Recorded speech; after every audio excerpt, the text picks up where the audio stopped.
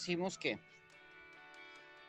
en el tema de la comida, dentro de la supervivencia, pues sabemos justamente que la comida es uno de los elementos pues, principales, por así decirlo, para nosotros poder estar bien, ¿no?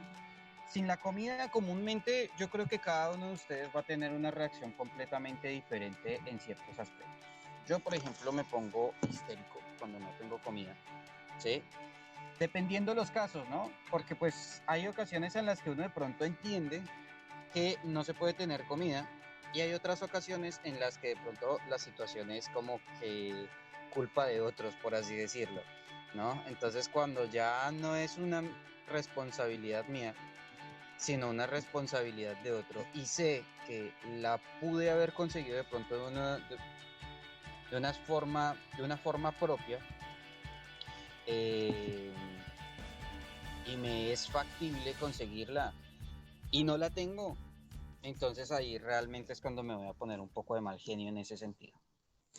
Eh, Hoy vamos a ver tres de las principales formas y gran parte justamente de una de lo que es la nutrición. Vamos a ver lo que es consecución, conservación de comida, ¿sí? Y vamos a tener algunas partecitas, ustedes saben, de lo que es la nutrición. Y para el taller vamos a dejar lo que son los problemas y las enfermedades, ¿vale? Eh, Así que, bueno, andiamo.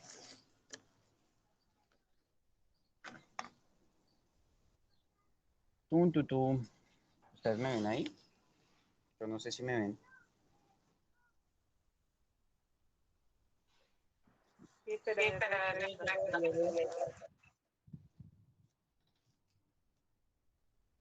Bueno, mientras tanto vamos a ir andando porque si no esto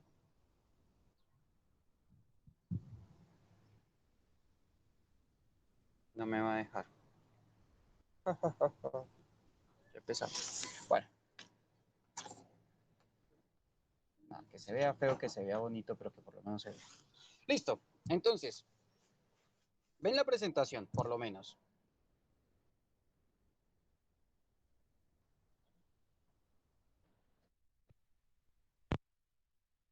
Sí, sí, sí, se ve. Listo. Y ahí me escuchan, mejor. Sí, profe. Bien. Bueno, entonces, vamos a hablar entonces de los diferentes puntos, lo que es consecución, conservación, nutrición y los problemas y las enfermedades. Para el día de hoy vamos a tocar específicamente dos, entrando a uno tercero que viene a ser el tema de la nutrición, ¿vale? Dentro del tema de la nutrición, dentro del tema de la consecución de la comida es necesario y es importante, imprescindible, el hecho lógico de saber justamente cómo y de qué forma se puede llegar a conseguir la comida. ¿Cuáles son los métodos específicos para conseguir la comida y cada uno de los lugares en donde nosotros podemos llegar a encontrarla? ¿No? Es lógico que es necesario conocer cada uno de los espacios en donde nosotros nos vamos a ubicar para entender justamente cuál va a ser o de qué forma nosotros vamos a conseguir la comida. Yo les hago, por ejemplo, una consulta. Bueno, ustedes están en este momento en Corrientes, ¿no? Eh, ¿Cuáles vendrían a ser los frutos comunes que se pueden encontrar de pronto en zona abierta en Corrientes?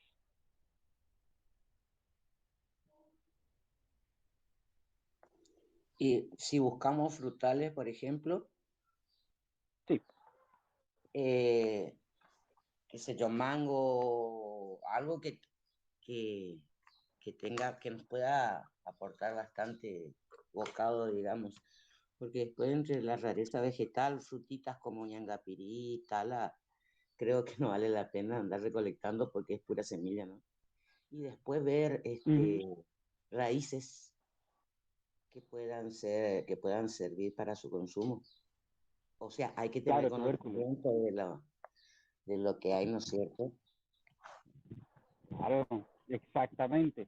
Bueno, a nosotros, o sea, es un poco complicado el hecho de saber absolutamente todo, ¿cierto? O sea, saber en dónde está cada uno de los elementos, cada una de las plantas, por así decirlo, qué tipo de plantas se pueden comer, qué tipo de plantas no se pueden comer, cuáles realmente pueden hacernos daño, cuáles son simplemente semillas que no tienen ningún valor nutricional, como justamente lo estás diciendo. Y sería muy complicado el hecho de aprenderse toda la herbolaria, por ejemplo, de Argentina, ¿sí?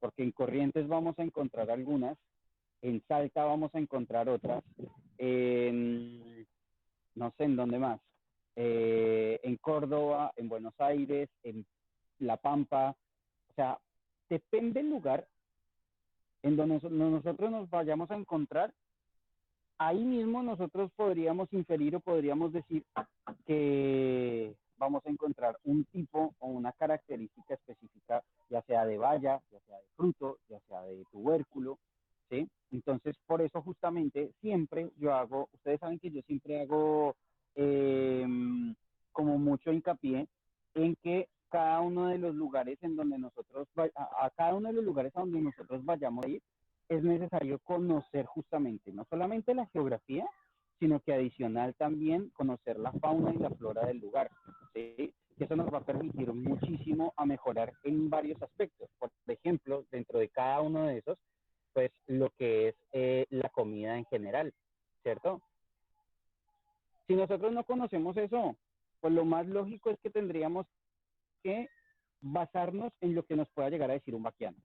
Es decir, si yo, por ejemplo, voy para Corrientes, ¿sí? A hacer un campamento y no conozco ninguna valla, fruto, ni nada de ese tipo de cosas, pues lo más, qué tipo de vallas ella conoce, ¿sí? Ahora, hay otra oportunidad y hay otra cosa, y es el hecho de que ella se haga de pronto la que sí sabe, o por no quedar mal de pronto, y nos comamos alguna valla o algo así que pueda llegar a generar algún daño. Entonces, pues lo más lógico es en ese sentido evitar al tipo de persona que se la sabe absolutamente toda, ¿sí? Que siempre dice que sí, que él sabe que independientemente de, del daño que puede llegar a generar o producir alguna planta, él siempre sabe, ¿sí? Y ese tipo de personas las vamos a encontrar en todos lados. En todos los lugares vamos a encontrar el que se las sabe todas. Justamente, ¿quiénes, en quiénes podemos confiar, en quiénes podemos contar para poder, lógico, este, tener una buena comida?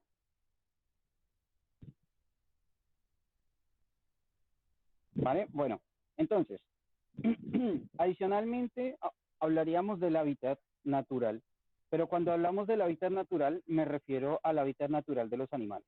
¿Bien? ¿Qué comen? ¿Cómo se transportan? ¿Qué tipo de animales son? Ustedes, por ejemplo, a una serpiente, nos encontramos una serpiente en un lugar. ¿Qué tipo de comida saben que puede proveerme la serpiente? Es una proteína, ¿no? ¿Y de qué forma específicamente yo me podría llegar a comer la serpiente? Si la quiero comer, ¿no?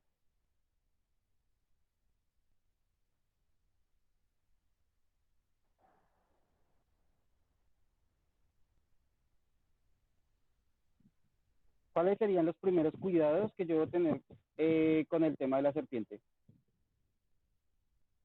O que ustedes tendrían, que ustedes conocen.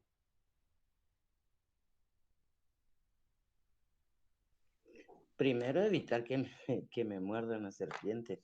Segundo, yo he Bueno, conocido sí. un lugar donde habíamos ido a vivir un tiempo con mis padres, con mis viejos, y salían a cazar serpientes porque era época de inundación y le cortaban la cola y la cabeza y comían la carne de la serpiente. Realmente eran grandes Ujú. bichos porque con la inundación desde Brasil bajaban muchas serpientes grandes. Yo pienso que deberían haber sido constrictoras o algo así por el tamaño que tenían. Y salían, los muchachos del pueblo salían a cazar y le cortaban la cola y la cabeza por supuesto, le quitaban el cuero, ¿no es cierto? Que lo ¿sí? que vendían en no me acuerdo cómo se llaman esos lugares donde acopian cueros y, y bueno, y comían la carne y era riquísimo. Inclusive nosotros nos habían hecho comer y después nos dijeron que era carne de serpiente, pero una delicia, La típica. ¿sí? Una delicia. Sí,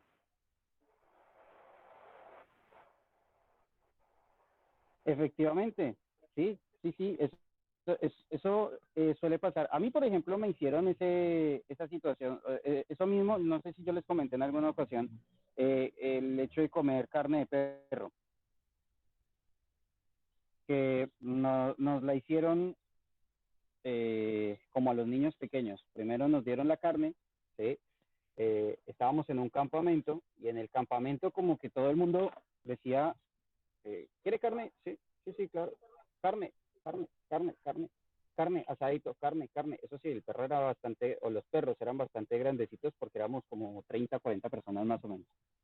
Pero hubo carne como para 2 días y comíamos carne. Entonces llegó un momento en el que a mí me pareció como muy extraño porque yo dije, oiga, pero a mí no me pidieron plata para carne. Qué raro. Y mis otros compañeros también como que, oiga, pero usted le pidieron plata. No, a mí no me, a nadie le pidieron plata.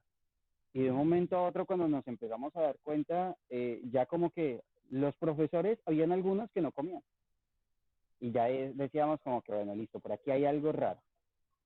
Pero nos pareció más extraño cuando, por ejemplo, las esposas de ellos, porque habían algunas ocasiones en las que los campamentos, de pronto, las mujeres querían dar una mano en lo que es la cocina y ese tipo de cosas mientras estaba dictando la capacitación.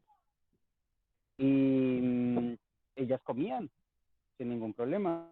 Es más, el hecho de comer carne de perro llevó al divorcio a uno de mis profesores porque él no le avisó a la esposa que era carne de perro lo que se estaba comiendo. Eh, y ella misma lo preparó y se lo comió, imagínense. Son cuestiones Sí, por morales, eso. Sí, totalmente. éticas de cada quien. Ya cada quien mira a ver si come o no come, o si le avisa o no le avisa a su esposa. En el caso de mi profesor no le avisó y bueno, después pues, nos enteramos que se había divorciado. Eh, pero bueno, y que a raíz justamente del tema del perro. Cuando nos mostraron fue lo que ya teníamos prácticamente en la barriga. ¿Uno qué hace? Tiene dos opciones. O eh, lo vomita, o ya estando adentro, pues ya está. O sea, ya comí carne de perro y ya sabe como carne de res, solamente que un poquito más durita, cauchudita y demás, pero era casi lo mismo. Eh, a algunos de ustedes de pronto les puede llegar a pasar. En muchas ocasiones a los niños en las selvas o en lugares lejanos les dan ese tipo de comida, por ejemplo, carne de iguana, carne de serpiente, carne de esto, se les confunde diciendo que es pescado, que es pollo, y se lo comen pensando justamente y hasta les gusta y toda esa vaina, y ya después del tiempo se terminan dando cuenta o se terminan enterando que es carne de serpiente, carne de iguana, carne de cocodrilo, carne de lo que fuera. Eso depende como tal de cada quien. Pero a lo que voy justamente con este tema es que todos los animales, ¿sí? Todo lo que hay en la naturaleza puede llegar a comerse, ¿sí? En cuestión de animales. Una cosa son los animales, otra cosa ya es la herbolaria, otra cosa ya son eh, ¿cómo es que se llaman? Las bellotas, ¿sí? Algún tipo de bellota específicamente no se puede comer. Otros, como los hongos, el del reino fungi, que tampoco pues, nos podemos comer absolutamente todos los hongos que nos encontremos. Algunos pueden llegar a ser extremadamente tóxicos, otros pueden llegar a ser hongos, entre comillas, se le llaman hongos mágicos, aquellos hongos que llevan a la persona a un estado psicoactivo, ¿sí? Entonces se lo llevan de viaje prácticamente. Hay un... Unos son Eh, extremadamente tóxicos y los otros son extremadamente divertidos. exactamente, ahí como, bueno, bienvenido, señor Fabiani, a la capacitación. Ahí el señor Fabiani es el director de operaciones nacionales del CIEM.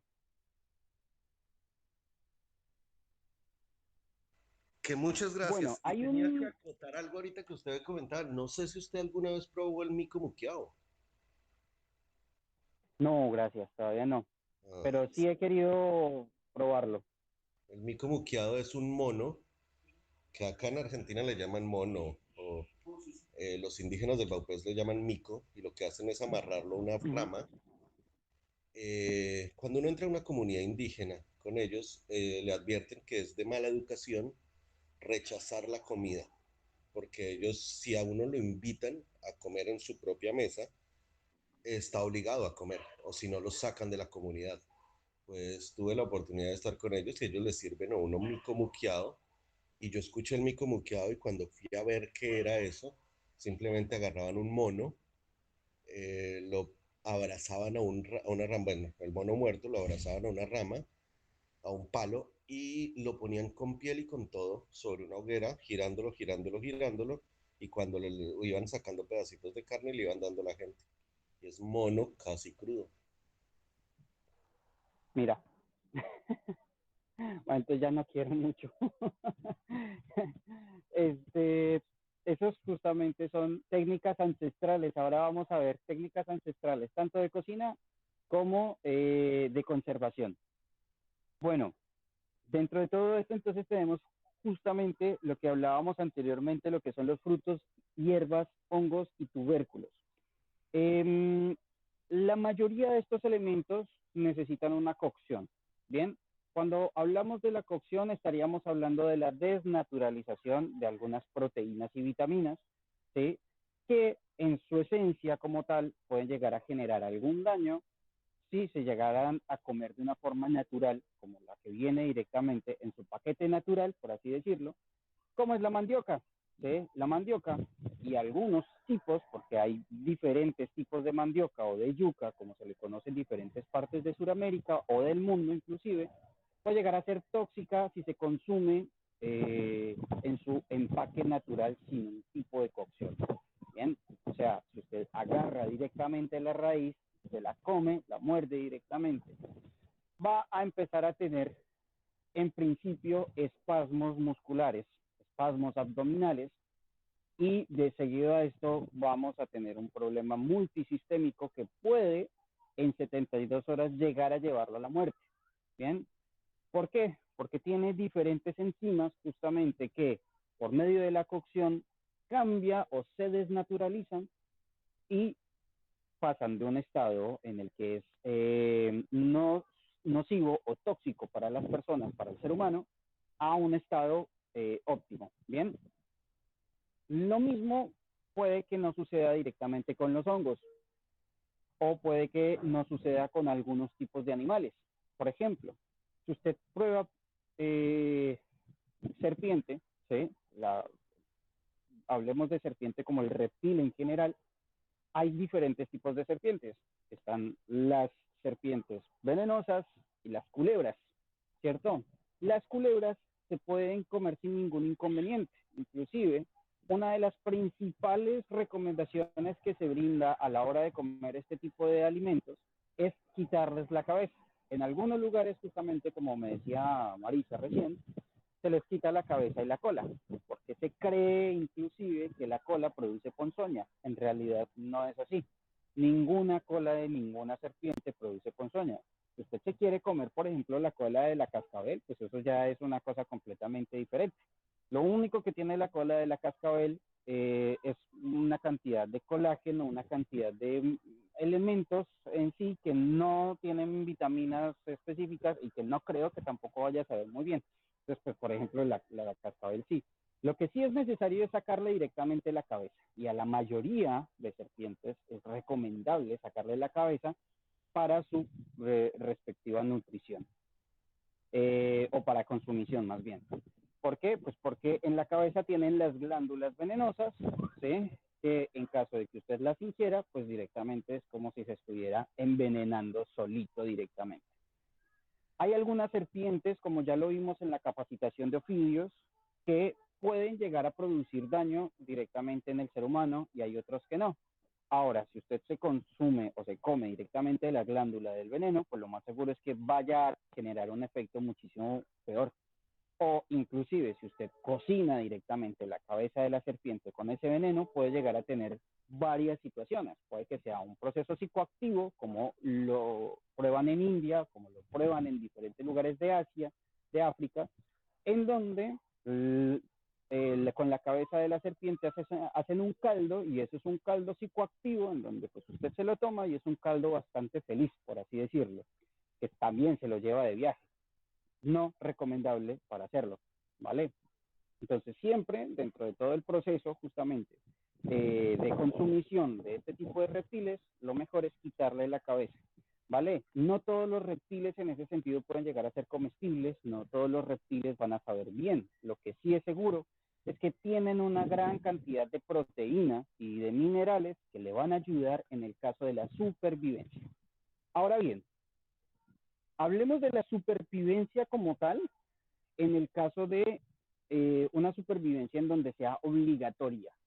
Bien, ahí en estos casos es en donde yo les recomiendo que puede llegar a generar de pronto o que puede llegar a consumir este tipo de animales. Lo que yo no pretendo es decirle que acabe con toda la biosfera o que acabe con el medio ambiente que lo está rodeando solamente para su alimentación, para que usted no se muera entonces y mate a todo lo que hay alrededor. No, todo lo contrario. Tengamos en cuenta que todos estos animales hacen parte, lógico, de un equilibrio ambiental. Si yo consumo absolutamente todos los animales y me concentro en acabar una especie en específico, voy a desequilibrar por completo el medio ambiente, ¿vale? Entonces, tengamos en cuenta justamente esto.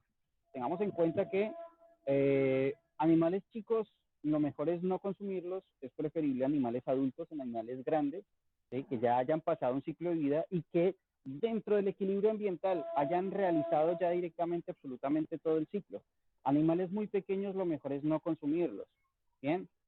Por otra parte, segundo, tengamos en cuenta también aves y pájaros. Hay aves que directa y literalmente es mejor ni siquiera tocar. ¿Por qué? Porque la cantidad de carne y de proteína que tienen son ínfimas. No le van a dar, no le van a ayudar mucho en ese sentido. Entonces, lo único que está haciendo al matar a este tipo de animales, al cazarlos y matarlos porque sí, es generando un daño ambiental. ¿Ok? Volvemos entonces con el tema de frutos, hierbas y hongos y tubérculos. Depende específicamente de la geografía en donde usted se encuentre. Recuerden lo que les estaba diciendo desde un principio. Es necesario recordar, es necesario encontrar, es necesario saber en qué lugar en donde usted se encuentra en este momento para saber qué tipo de comida puede encontrar, ¿vale? Hay algunos tubérculos que perfectamente se pueden encontrar, como hay otros tubérculos que directamente usted se puede poner a buscar por todo lado. O sea, es como si yo le dijera, vaya y busque una arracacha o una mandioca aquí en Buenos Aires, al lado del río. Le puede dar la vida entera buscándola y no la va a encontrar, porque no se da, porque no es el tipo de ambiente en donde ese tipo de tubérculo pueda llegar a generarse. Ahora bien, sí vamos a encontrar de pronto en corrientes, de pronto más en zonas trópicas, ¿sí? Misiones, por ejemplo, en donde el pH del suelo es completamente diferente y demás, ¿vale? Acá en Buenos Aires, por ejemplo, nosotros podríamos inclusive llegar a encontrar naranja, mandarina, frutos completamente normales, que inclusive dan una gran cantidad de vitaminas y de minerales que le pueden ayudar al ser humano. Ahora yo les pregunto una cosa. Esto ya lo habíamos visto antes, pero solamente lo quiero preguntar como por si se acuerdan. No consigo comida, solamente me mantengo a base de agua. ¿Qué pasa?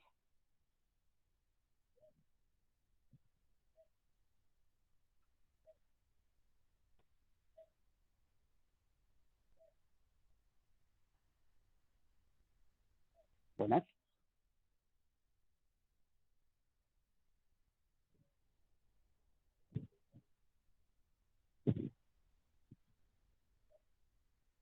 ¿Solamente en base ¿Recuerdan algo de de...? agua, profe? Sí, a base de agua.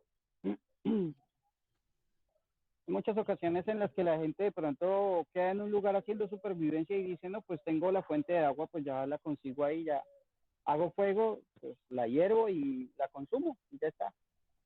¿Qué pasa? Una dieta solo a base de agua.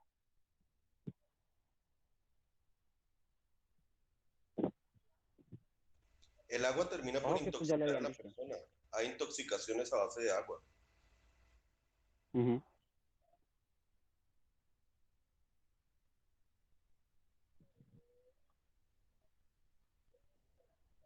Acuérdense que existe la hiperpotasemia, ¿sí? Cuando hablamos de, y es una de las situaciones más comunes dentro de la supervivencia, la hiperpotasemia, que hay personas que dicen directamente, no quiero, o sea, no necesito consumir más si ya directamente tengo la fuente de agua, ¿bien? Entonces, directamente lo que hago es, sé que la tengo que hervir para que no produzca de pronto las bacterias, parásitos ni nada de ese tipo de cosas, y voy a consumir solamente agua, lo que dice Fabiani. Han habido casos justamente en lo que ya el proceso de agua, no es que el agua sea tóxica, pero sí el proceso y el metabolismo en el ser humano lo que hace es una toxicidad en el cuerpo. ¿Por qué? Porque, lógico, cambia por completo. Tengamos en cuenta que el agua no tiene nutrientes, no tiene vitaminas, no tiene minerales, no tiene absolutamente nada de eso. Si nosotros utilizamos el agua solamente como una fuente, entre comillas, de comida, una fuente de alimentación, en realidad estamos haciendo todo lo contrario. Estamos vaciando nuestro sistema, ¿sí? Y nos estamos quedando directamente con lo que tiene el cuerpo, ¿vale? Entonces, quizás los primeros días, sí, más bien los primeros días se sienta bien, pero ya a partir de las 72 horas estoy completamente seguro que lo que va a empezar a sentir son calambres, son tensiones torácicas, dificultades para respirar, abdomen en tabla, una serie y una cantidad de cosas, y comúnmente las personas se preguntan, pero ¿por qué si estoy a base de agua? ¿Sí? O sea, no podría haber algo mejor que tomar o que consumir solamente agua, y en realidad es todo lo contrario. Tu cuerpo es el que está justamente generando esta situación. Lo que nosotros vemos aquí en este caso, ahora sí volvemos a nuestro fungi, al tema de los hongos, perdón que me fui un poquito, se le llama o se le reconoce como los dedos del diablo. ¿Ustedes han escuchado de ese hongo? Es una combinación entre el yin y el yang. No sé si lo hayan visto, si lo hayan comido de pronto también.